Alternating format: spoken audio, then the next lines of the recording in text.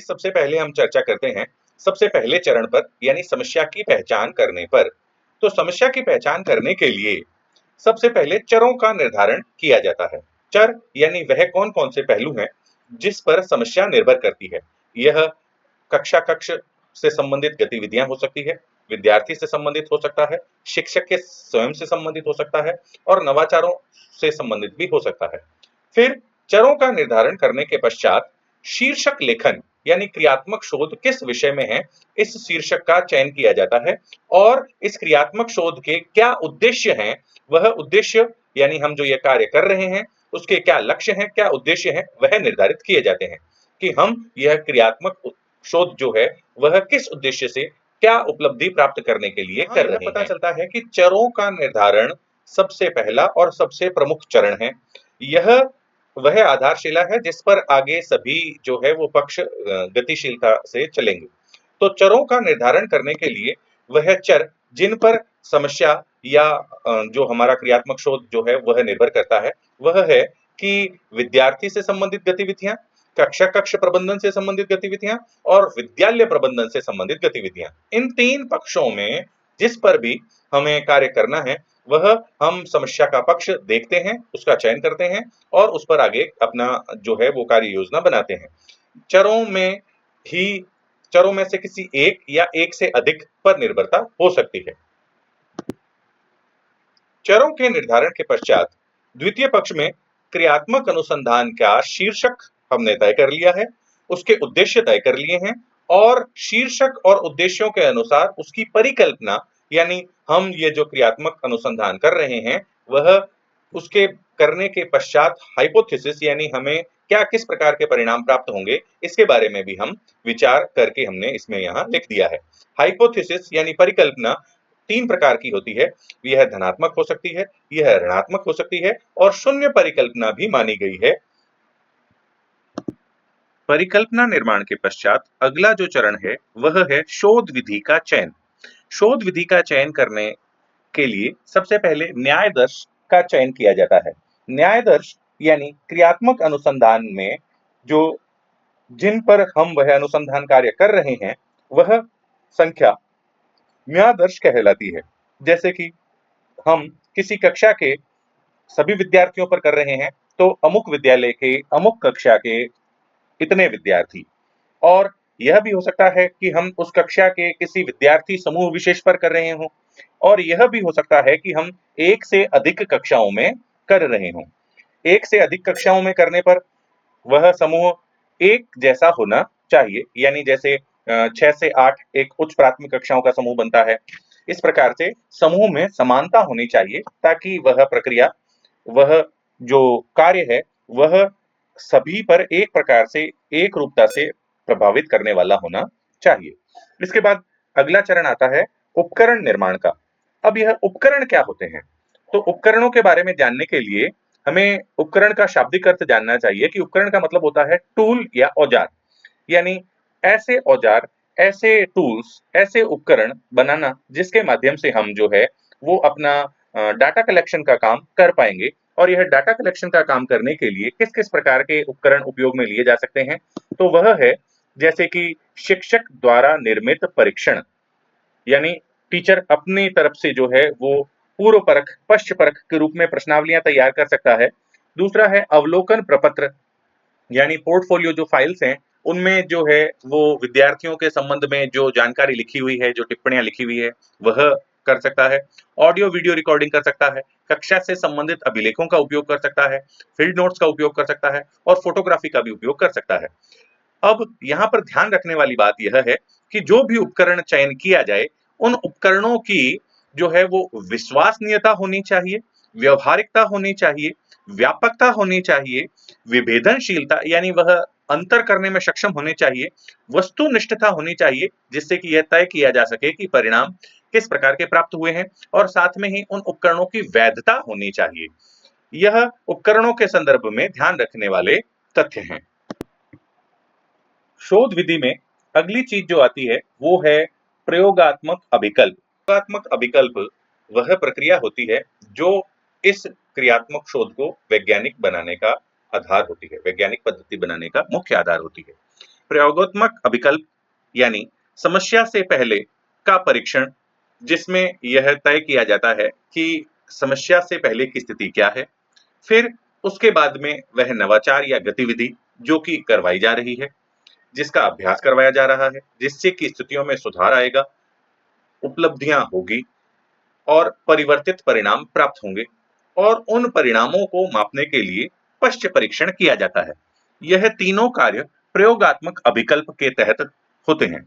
यानी प्रयोगात्मक अभिकल्प पूर्व परीक्षण, गतिविधि और पश्च परीक्षण के कार्य को, जो कि प्रायोगिक रूप से किया जा रहा है, वास्तव में फील्ड में यही कार्य किया जाता है, इसे प्रयोगात्मक अभिकल्प के रूप में परिभाषित किया गया है।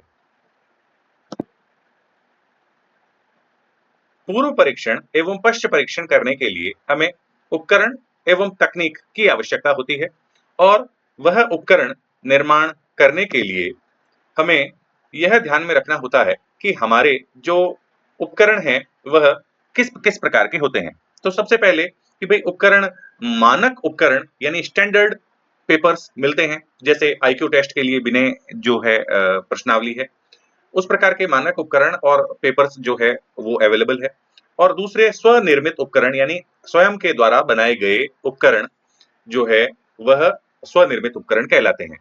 इसके पश्चात आता है कि उनका उपयोग, उपकरणों का उपयोग किया जाता है पूर्व परख में और पश्च परख में, यानी गतिविधि और क्रियाविधि करवाने से पहले और उसके पश्चात, ताकि उसके पहले की और पश्चात की स्थिति में तुलना की जा सके।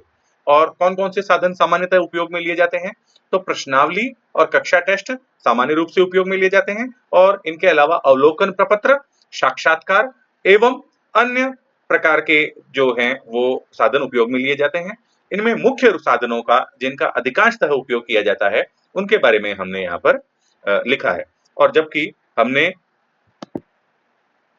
फोटोग्राफी, फील्ड नोट्स, कक्षा अभिलेख और ऑडियो वीडियो रिकॉर्ड के बारे में पहले ही चर्चा कर ली थी। अब यानी कि जब हमने पूर्व परख और पश्च परख के लिए उपकरणों का निर्माण कर लिया है, तो इन उपकरणों का निर्माण करने के पश्चात अब हम डाटा कलेक्शन और फिर डाटा एनालिसिस करते हैं। तो डाटा कलेक्शन तो हमारा उपकरणों के माध्यम से हो गया है, और अब हम यह देखते हैं कि हमारा जो डाटा है वो किस प्रकार का है। वह डाटा गुणात्मक है या संख्यात्मक है, और फिर प्राप्त आंकड़ों का सारणीयन किया जाता है।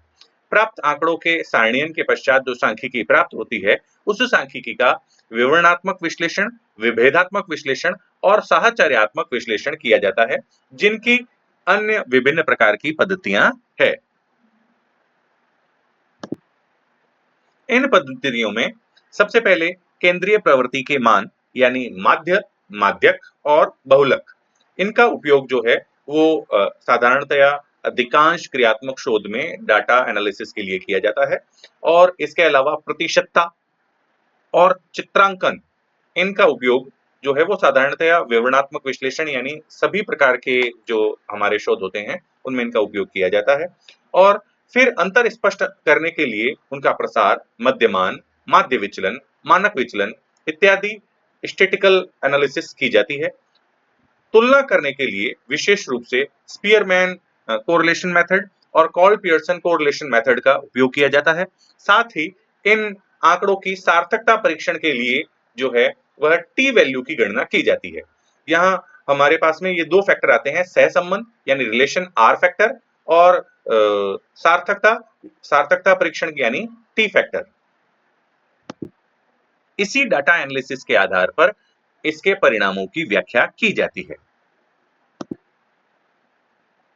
मध्यमान, माध्य या औसत, जो कि केंद्रीय प्रवृत्ति के मापों में जो है वो सबसे शुद्ध मान, और दो से अधिक जो समूह है, दो या दो से अधिक, उनकी तुलना करने के लिए सबसे अधिक काम में आने वाला सांख्यिकीय विश्लेषण का हिस्सा है।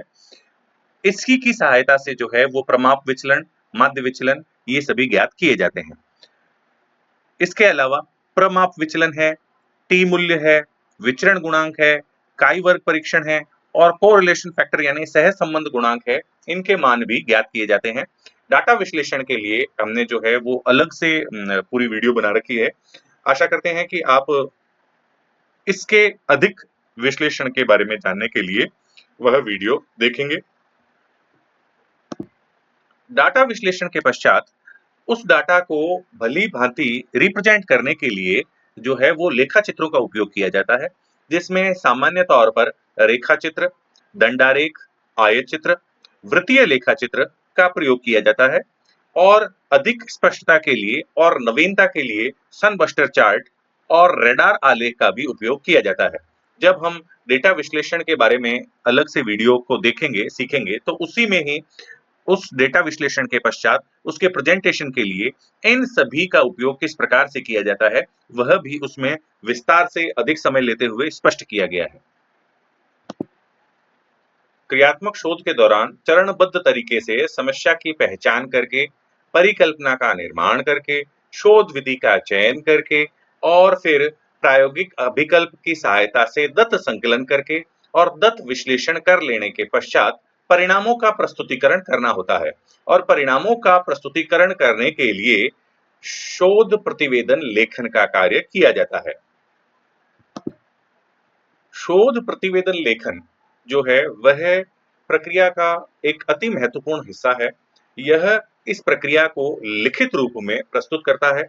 सभी जगह शोधार्थी स्वयं उपस्थित होकर के शोध के बारे में संपूर्ण जानकारी कि वह किस प्रकार की समस्या थी, उसके बारे में क्या उन्होंने परिकल्पना की, उनको उसके पूर्व परख के क्या परिणाम प्राप्त हुए, उन्होंने किन गतिविधियों को किस प्रकार से आयोजित किया और उनके परिणामों के पश्च परीक्षण का उन्हें क्या परिणाम प्राप्त हुआ। ये सभी चीजें जो है वो प्रतिवेदन लेखन में लिख करके प्रस्तुत की जाती है, क्योंकि शोधार्थी स्वयं सब जगह उपस्थित नहीं हो सकता, मगर उसके किए गए कार्य का अधिकाधिक रूप से सभी लाभान्वित हों और उसके बारे में जानकारी प्राप्त कर सकें। इसके लिए प्रतिवेदन लेखन वह हिस्सा है, वह फाइल है, वह रिकॉर्ड है जो कि इस कार्य को रिप्रेजेंट करता है।